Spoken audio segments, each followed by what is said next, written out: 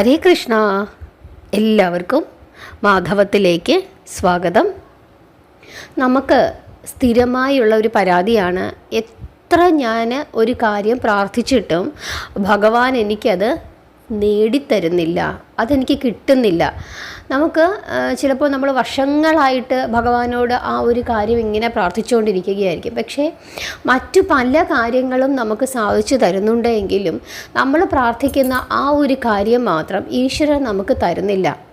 എന്തുകൊണ്ടായിരിക്കാം അത്? അങ്ങനെ നമ്മൾ പ്രാർത്ഥിച്ച് തരാതിരിക്കുന്നത് കൊണ്ട് നമ്മൾ ഭഗവാനോട് പിണങ്ങുകയും വഴക്കുണ്ടാക്കുകയും പിന്നീട് പ്രാർത്ഥിക്കാതിരിക്കുകയൊക്കെ ചെയ്യുന്ന ധാരാളം സംഭവങ്ങൾ നമ്മൾ ചുറ്റും കാണുന്നുണ്ട്. അതല്ലെങ്കിൽ നമ്മൾ തന്നെ എക്സ്പീരിയൻസ് ചെയ്തിട്ടുണ്ട്. അപ്പം അങ്ങനെ ഉള്ള സാഹചര്യത്തിൽ നമ്മൾ മനസ്സിലാക്കേണ്ടുന്ന ഒരു കാര്യം, നമ്മൾ എത്ര പ്രാർത്ഥിച്ചിട്ടും ഭഗവാൻ അത് നമുക്ക് നൽകുന്നില്ല എന്നുണ്ടെങ്കിൽ അത് നമുക്ക് തരേണ്ട, അത് തന്നാൽ നമ്മൾ വലിയ ദോഷത്തിലേക്ക് പോകുമെന്ന് ഭഗവാൻ നിശ്ചയിച്ചിരിക്കുന്നത് കൊണ്ടാണ്. ചിലപ്പോൾ നമ്മൾ വിചാരിക്കും അത് കിട്ടിയാൽ നമ്മുടെ ഈ പ്രശ്നങ്ങളൊക്കെ മാറുമെന്ന് നമ്മൾ ചിന്തിക്കും. അത് കിട്ടാത്തത് കൊണ്ടാണ് നമുക്ക് എല്ലാ പ്രശ്നങ്ങളും ഉള്ളത് എന്ന് നമ്മൾ ചിന്തിക്കും. പക്ഷേ നമ്മുടെ മനുഷ്യബുദ്ധി കൊണ്ട് നമ്മൾ ചിന്തിക്കുന്നത് കൊണ്ടാണ് നമുക്കങ്ങനെ തോന്നുന്നത്.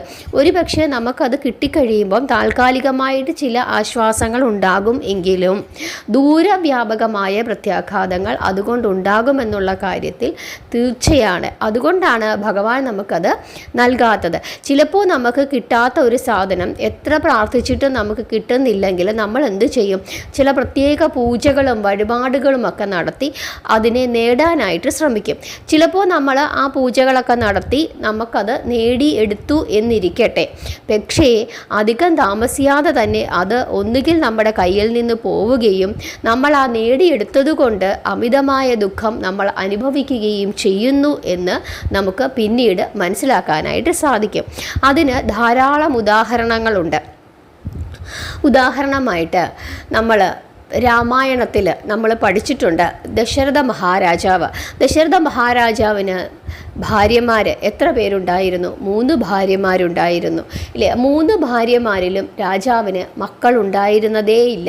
പക്ഷേ അദ്ദേഹം എന്തു ചെയ്തു?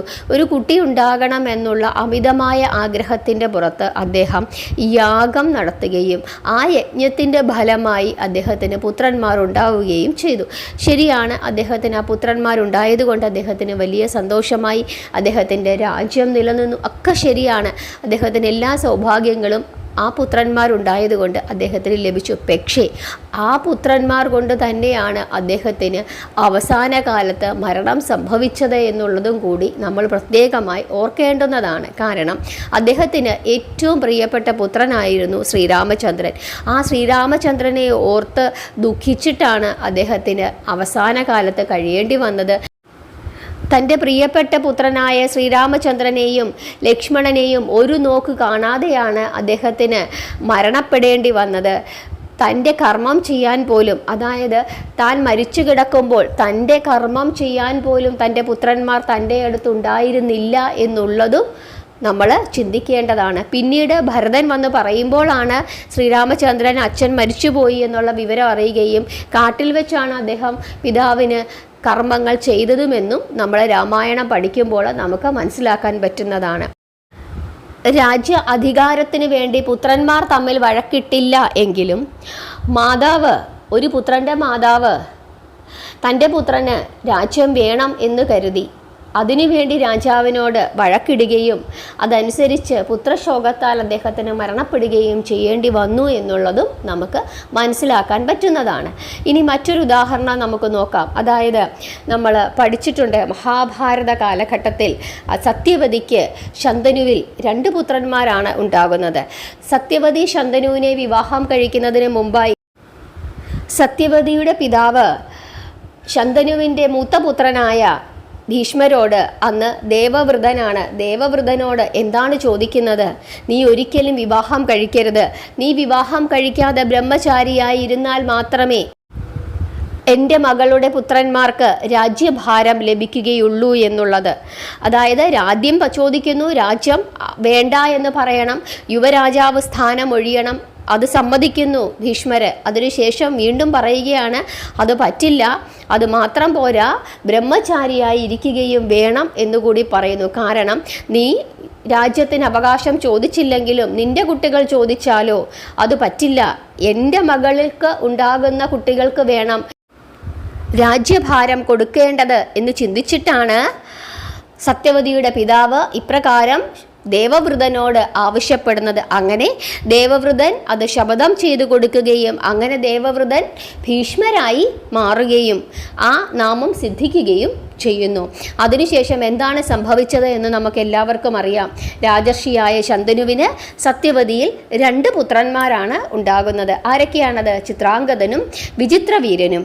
അങ്ങനെ ചിത്രാംഗതനും വിചിത്രവീരനും വളരെ ആരോഗ്യത്തോടു കൂടിയും എല്ലാ സൗഭാഗ്യങ്ങളോടും കൂടിയും ആ രാജകൊട്ടാരത്തിൽ ജീവിക്കുമ്പോൾ ഒരിക്കൽ പോലും അവർക്ക് രാജ്യഭാരം ലഭിക്കുവാനുള്ള ആ യോഗം ഉണ്ടായിരുന്നില്ല എന്നുള്ളതാണ് പരമമായ സത്യം. 2 പേരും മരണപ്പെടുകയാണ് ഓരോ സാഹചര്യത്തിൽ. അതുകൊണ്ട് വീണ്ടും നാഥനില്ലാത്ത അവസ്ഥയിലേക്ക് ആ രാജ്യം പോവുകയാണ്. ആ സമയത്ത് തൻ്റെ ശപഥം മാറ്റിവെച്ചുകൊണ്ട് വിവാഹം കഴിക്കുവാൻ സത്യവതി ഭീഷ്മരോട് പറയുന്നുണ്ട്.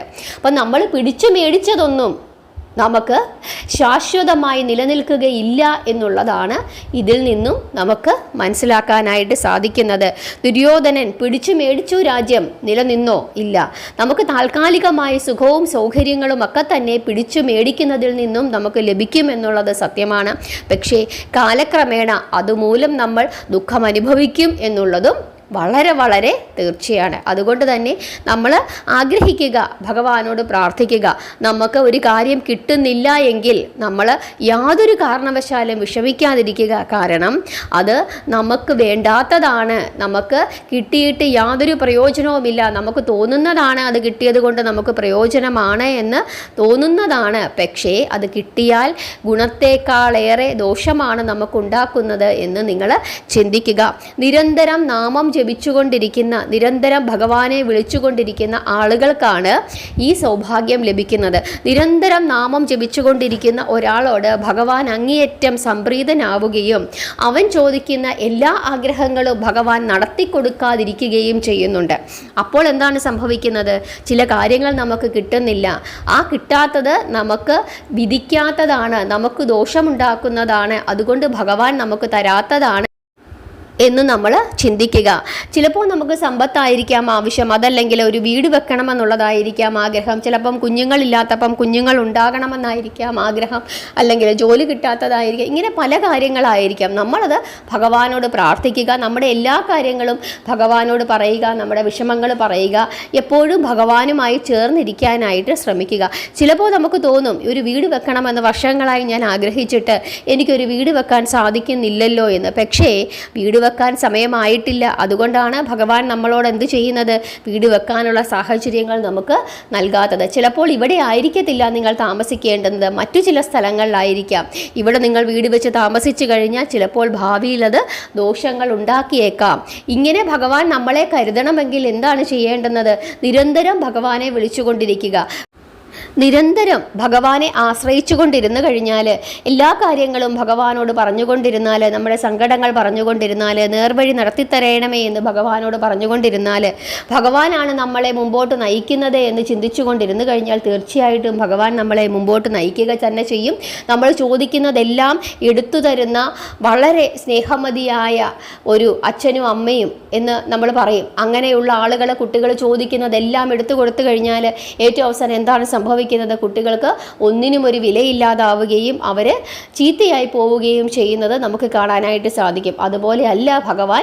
നമുക്ക് വേണ്ടത് വേണ്ട സമയത്ത് വേണ്ടതുപോലെ നൽകുന്നവനാണ് ഭഗവാൻ. പിടിച്ചു മേടിക്കുന്നതൊന്നും തന്നെ നമ്മൾ ഒരിക്കലും അനുഭവിക്കുകയില്ല. താൽക്കാലികമായി നമുക്ക് അതൊരു അനുഭവയോഗ്യമായി മാറുമെങ്കിലും കാലക്രമേണ അത് നമുക്കൊരു തീരാദുഃഖമായി മാറുകയും ചെയ്യും എന്നുള്ള കാര്യത്തിൽ യാതൊരു സംശയമില്ല. അതുകൊണ്ട് തന്നെ അനാവശ്യമായ പൂജകളും വഴിപാടുകളും വഴിപാടുകളുമൊക്കെ നടത്തി ചില കാര്യങ്ങൾ നമ്മൾ പിടിച്ചു മേടിക്കുവാൻ ശ്രമിക്കുകയാണെങ്കിൽ, അതല്ലെങ്കിൽ നമ്മുടെ ചില സ്വഭാവ വിശേഷങ്ങൾ കൊണ്ട് നമ്മൾ കൈയടക്കി വെക്കാം എന്ന് നമ്മൾ തീരുമാനിക്കുന്നുണ്ടെങ്കിൽ തീർച്ചയായിട്ടും അങ്ങനെ വെട്ടിപ്പിടിച്ചതൊന്നും തന്നെ നമുക്ക് സമാധാനം നൽകുകയില്ല. അത് പ്രാർത്ഥനയിൽ കൂടിയായാലും നമ്മുടെ ശാരീരിക ബലം കൊണ്ടായാലും അതല്ലെങ്കിൽ ബുദ്ധി കൊണ്ടായാലും ശരി, വെട്ടിപ്പിടിക്കുന്നതൊന്നും തന്നെ നമുക്ക് ശാശ്വതമാവുകയില്ല എന്നുള്ളത് മനസ്സിലാക്കുക.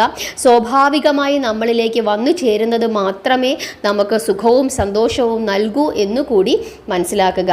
നിരന്തരം നാമം ജപിക്കുക. നാമജപം കൊണ്ട് നേടാത്തതായി ഒന്നും തന്നെ ഇല്ല എന്ന് മനസ്സിലാക്കുക. ശരിയായ മാർഗത്തിലൂടെ നമ്മളെ നടത്തുന്നതിനും സമാധാനപൂർണമായ ഒരു ജീവിതം നമുക്ക് നൽകുന്നതിനും അതിനുവേണ്ടി നമ്മൾ നാമം ജപിക്കുക.